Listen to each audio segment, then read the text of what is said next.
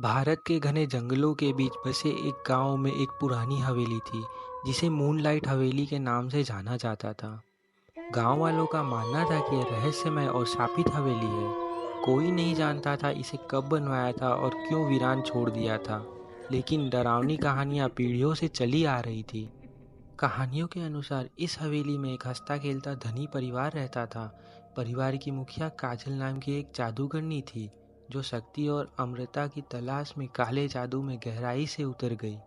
जैसे जैसे उसकी सत्ता की प्यास बढ़ती गई, वह क्रूर हो गई और अपने दुष्ट कार्यों को बढ़ावा देने के लिए निर्दोष ग्रामीणों की जान लेने लगी। एक मनुष्य रात में जैसे ही पूर्णिमा का चांद हवेली में रोशन हुआ, एक भयानक घटना घटी। सत्ता के लिए काजल की ना खत्म होने वाली भूख ने उसे अंधा कर दिया था। उसने एक बहुत ही शक्तिशाली काला जादू का प्रयोग किया जिसने पाताल लोक के द्वार खोल दिए। बुरी आत्माओं को मुक्त करने के कारण उसने नियंत्रण खो दिया और हवेली जीवित और मृतक के बीच एक माध्यम बनकर रह गई। जैसे ही अगली सुबह सूरज निकला, हवेली वीरान पाई गई और माना गया कि परिवार की बुरी विरासत समाप्त हो गई थी। हालांकि जैसे जैसे साल बीतते गए, अजीब घटनाओं ने गांव वालों को परेशान कर दिया। लोगों ने भयानक आवाज़ें सुनी, दरवाजे अपने आप खुल जाते और हवा के ठंडे झोंके मूनलाइट हवेली के गलियारों में बस गए। जिस किसी ने भी हवेली में प्रवेश करने का साहस किया, वह कभी वापस नहीं लौटा। उन दीवारों के भीतर फंसी आत्माओं ने वहां जाने वाले लोगों को बहुत बेरहमी से मार डाला और बड़ी मुश्किल से जो लोग वहां से भाग निकले, उन्होंने भयानक भूतों, डरावने भ्रमों और विनाश की भावना के बारे में बात की जो रूह को दहला देने वाली थी। अचानक से हॉस्टल के रूम की खिड़की तेज हवा और बारिश की वजह से खुल गई और हार्दिक ने बीच में ही कहानी रोक दी और घबराहट भरी नज़रों से खिड़की की ओर देखने लगा। तभी पीछे से हंसने की जोर जोर की आवाज़ आने लगी। उसने देखा कि शिवम उसकी सच्ची कहानी को मजाक में लेके हंस रहा था। तभी वहां बैठे अजय और सूरज, जो हार्दिक की सच्ची कहानी को बहुत ही ध्यान से सुन रहे थे, उन्होंने शिवम को बोला, क्या यार, इस तूफानी बारिश में ऐसी कहानी कहाँ सुनने मिलती है?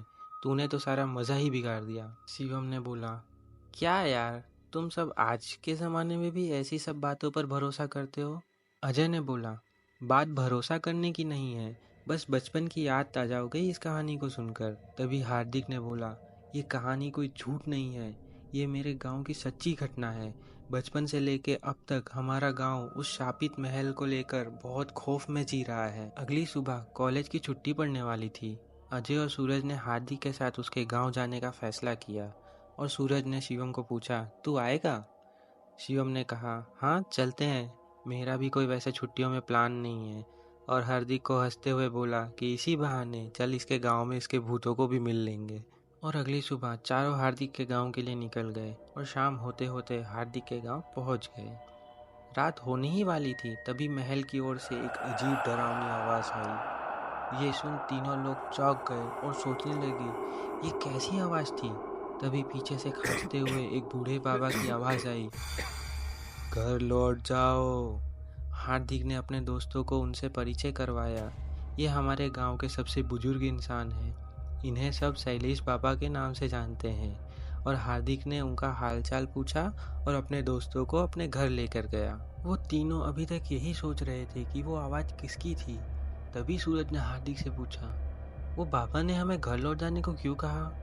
हार्दिक, शैलेश बाबा उस हवेली में से वापस लौटने वालों में से एक हैं और कभी किसी अजनबी को भी गांव में देखते हैं तो वह ऐसा ही बोलते हैं। अगली सुबह तीनों ने हवेली के अंदर जाने का प्लान बनाया।